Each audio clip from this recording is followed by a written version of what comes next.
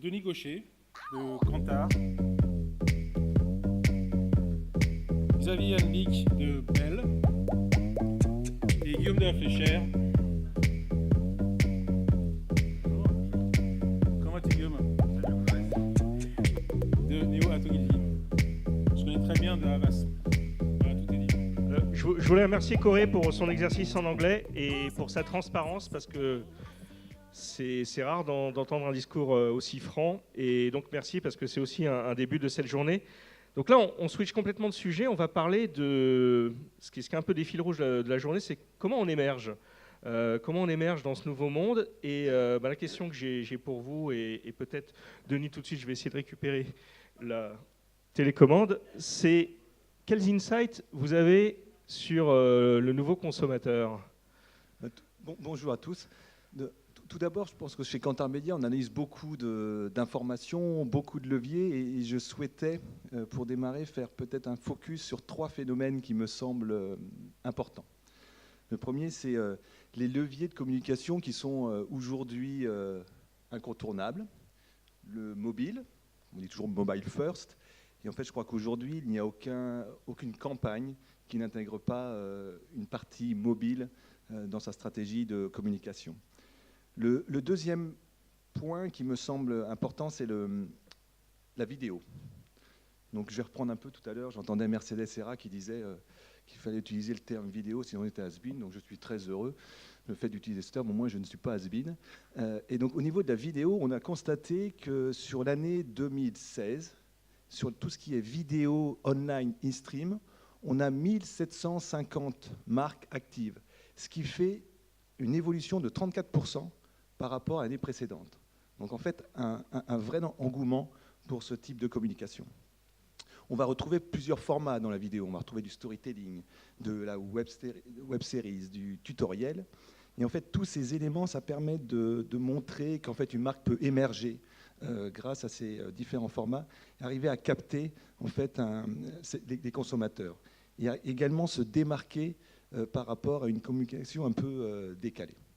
Donc, avant que vous nous racontiez comment vous faites pour émerger avec la data, la scénarisation, Xavier, en quoi le consommateur a changé dans votre environnement?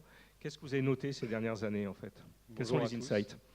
Je pense que Denis l'a abordé principalement la façon dont on a fonctionné sur la campagne Super Cheese, où on a eu d'abord, on a présenté un nouveau Babybel qui se transformait en super-héros, qui vantait les forces de la marque.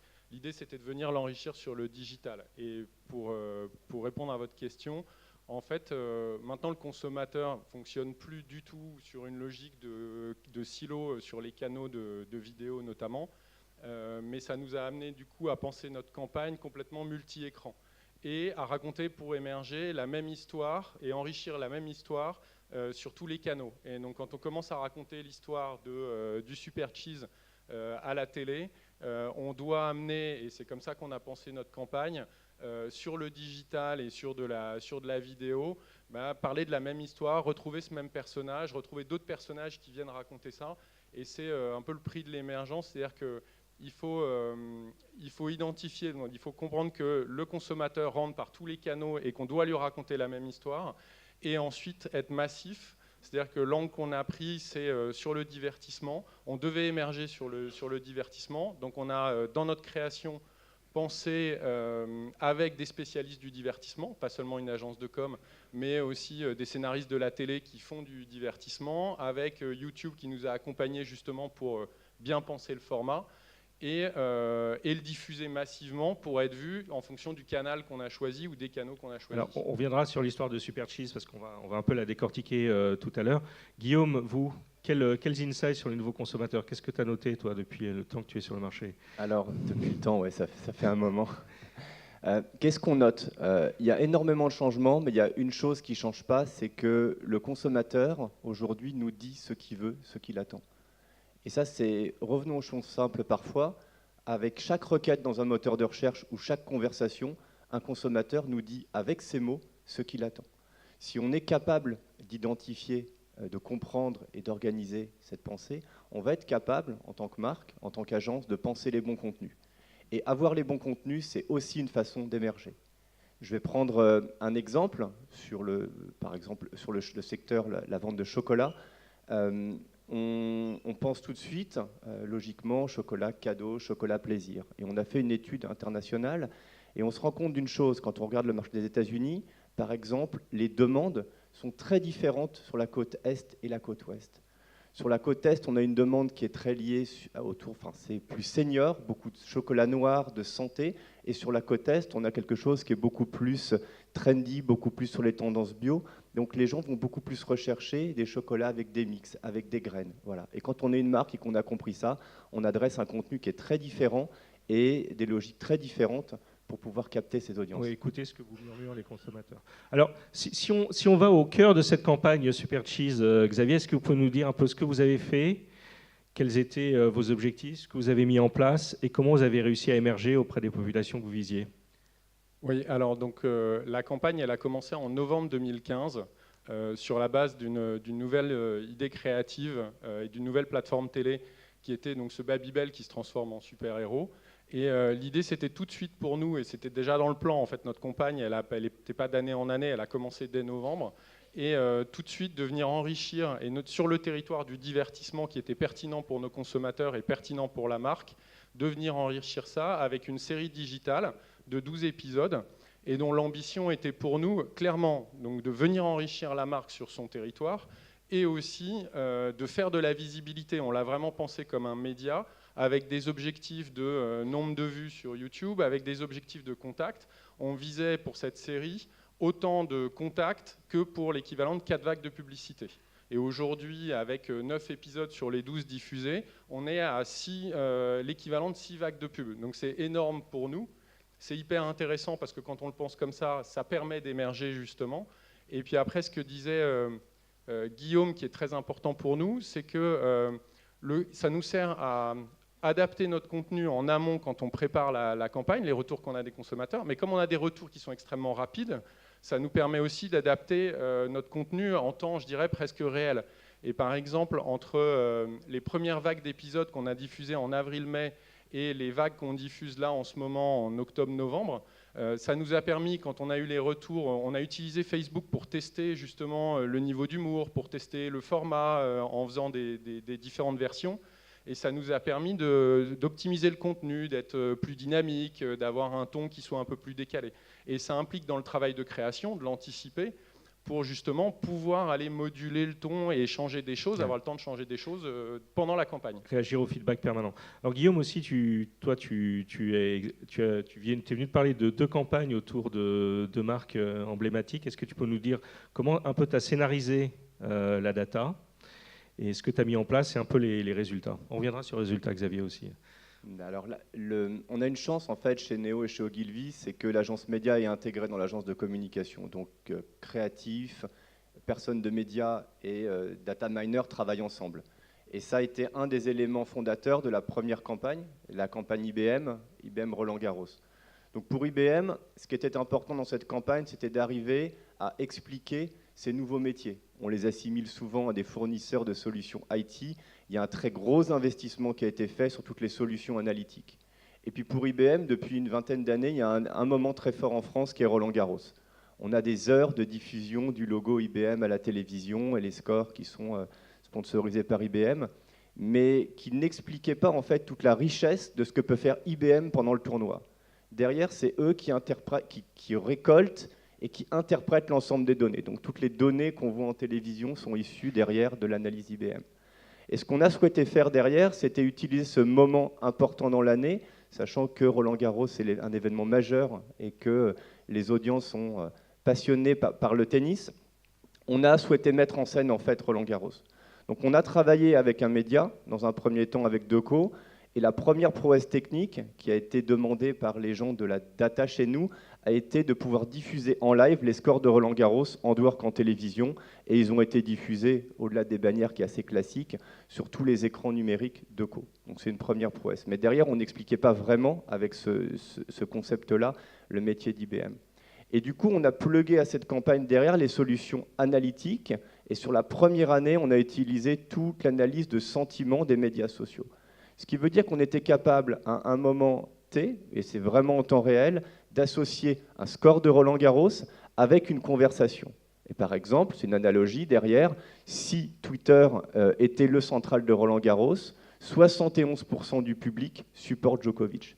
Donc une illustration extrêmement créative derrière d'un sentiment qui est diffus aujourd'hui sur les médias sociaux. Et sur une deuxième année, ce qu'on a souhaité faire aussi, c'était apporter une illustration qui parlait peut-être encore plus à un grand public, sachant qu'aujourd'hui, il y a cette volonté d'utiliser le grand public et la consommation de leurs cibles dans un univers privé pour convaincre sur leurs solutions. Et derrière, les créatifs ont travaillé derrière des analogies, des images qui expliquaient et qui représentaient derrière ce que faisait un joueur. Par exemple, un service, on n'atteindra jamais, enfin c'est 3 fois la vitesse de la chute libre. Djokovic a couru déjà un quart de marathon. Ce qui permettait aussi, à partir des données qui sont parfois complexes, de représenter des choses très simples. Voilà. Ce qui est important, c'est... Tu veux parler des résultats après ? Oui, non, bien sûr, je suis très excité par les résultats. C'est pas mal. Bon, tu vas chercher les signaux sociaux, tu les mets en scène, mais grosso modo, c'est quoi l'impact pour IBM ? Donc, l'impact pour IBM, d'abord, quand cette campagne donc, a été pensée avec un pré-test, que les gens comprennent bien ce que la marque voulait dire, et un post-test. Donc, après la campagne, plus de 80% de l'audience qui a été exposée a compris et a assimilé le nouveau métier d'IBM qui était le traitement des données sur une cible qui était plutôt B2B, donc leur cœur de cible, et sur une cible qui était plus grand public. On a un score extrêmement élevé d'attribution et de reconnaissance de la marque. Donc le challenge était relevé, et c'est pour ça qu'il y a eu une deuxième année derrière. D'accord. Xavier, quelques résultats ? Oui, du coup, j'avais commencé à vous en parler. On l'a pensé comme une campagne média globale. Donc on avait des objectifs d'améliorer l'image de la marque, et notamment sur des items de naturalité, produits sains, et sur des items de fun. Et ça, on l'a vu dans les études Millward qu'on a pu avoir. On fait progresser la marque là-dessus. Et puis des items qui sont vraiment des items plus business en termes de visibilité. Donc on fonctionne en nombre de millions de contacts. Aujourd'hui, 150 millions de contacts pour nous sur le digital via la série, qui viennent vraiment appuyer la visibilité de la télé. C'est vraiment une vision globale multi-écran. Et puis derrière, toutes les UGC, tous les retours qu'on a des consommateurs, qui sont très quali, mais qui nous nourrissent à la fois pour voir l'adhésion au ton, à l'humour, à ce qu'on construit, et puis pour préparer la suite, parce que ça nous relance, c'est que ça crée une dynamique extrêmement positive de création avec les consommateurs.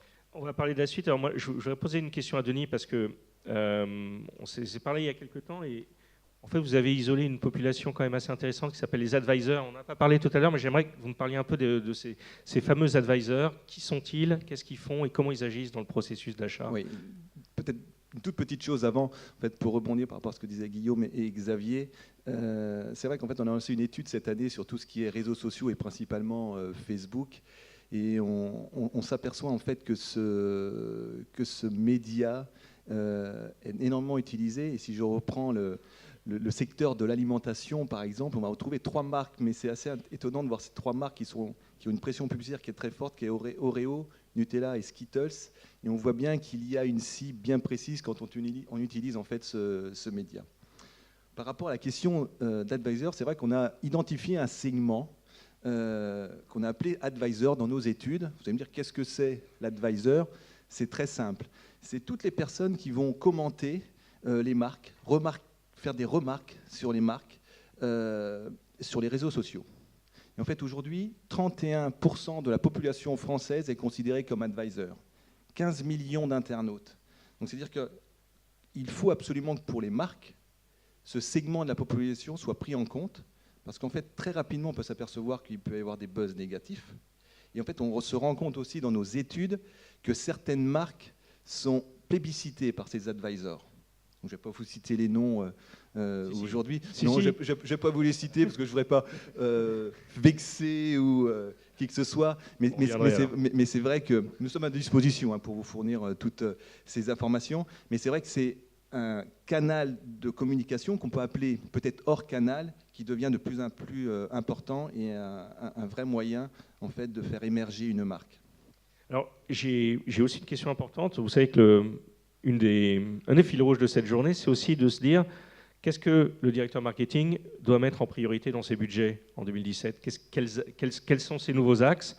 Vous avez tous, on en a discuté l'autre jour, une idée un peu particulière dessus qui est liée à votre expertise. Donc je crois que toi, Denis, tu me parlais de thématiques plutôt. Oui, non, mais je suis pas du tout directeur marketing, donc comme ça je peux. Non, mais tu t'adresses à une population de directeur marketing. Mais par rapport à tous les marketing que l'on voit, la première chose, c'est qu'on voit bien que n'importe comment, et je rejoins ce que disait Xavier, c'est qu'en fait une campagne aujourd'hui est multicanal. Il est impossible de concevoir une campagne si on utilise plusieurs leviers de communication. Si je reprends encore le secteur de l'alimentation, par exemple, on s'aperçoit que 15%, on utilise 15% des leviers médias pour communiquer, ce qui était il y a 5 ans seulement 4%. Donc en fait, il y a vraiment une évolution dans ce sens-là. Et pour seulement par rapport aux études que l'on peut faire et pour voir qu'est-ce qui marche dans la créativité, et on a fait une étude avec Kantar Millward Brown, cette grande famille de Kantar, et en fait on s'aperçoit qu'il y a plusieurs tendances. La première chose, c'est vraiment l'utilité. À partir du moment où on est capable de fournir quelque chose au consommateur, un bon de réduction ou une information, c'est quelque chose qui fonctionne, une efficacité qui est très forte. Le deuxième point, c'est le divertissement. À partir du moment où on divertit le consommateur, on communique différemment sur la marque, on va s'apercevoir que c'est très efficace. Et la troisième chose qui semble important également, mais je reprends parce qu'on l'a entendu toute la matinée, c'est qu'en fait il faut laisser le contrôle à l'utilisateur. Il ne faut pas qu'il soit contraint par rapport à certaines informations ou certaines publicités qui sont intrusives. D'accord. Alors Xavier, vos priorités, je sais que vous m'aviez dit que vous vous concentriez sur certains canaux prioritaires en fait. Oui, pour moi, c'est plus des règles en fait à suivre. Il y a énormément de canaux. Il faut identifier en fonction du marché sur lequel on est, et c'est pas la même chose sur de l'alimentaire, sur de l'automobile, etc. Quels sont les canaux les plus puissants, les plus efficaces pour toucher la cible ? Ça, c'est le premier point. Et quand on les a choisis, il faut être massif. C'est-à-dire que si on y va vraiment en termes d'investissement pour créer du contenu, en termes de médiatisation aussi. Il faut, et c'est un maître mot, être liquide et lié. C'est pas nouveau, mais comme on est sur plusieurs canaux, il faut vraiment que l'histoire qu'on raconte, et c'est le prix de l'émergence, que l'histoire qu'on raconte, elle soit cohérente entre les différents points de contact qu'on a choisis. Et puis, il faut de l'exigence forcément, mais quand on veut cette cohérence et quand de toute façon on a décidé qu'on voulait être massif et qu'on allait investir beaucoup, on est forcément exigeant parce qu'on attend du résultat derrière.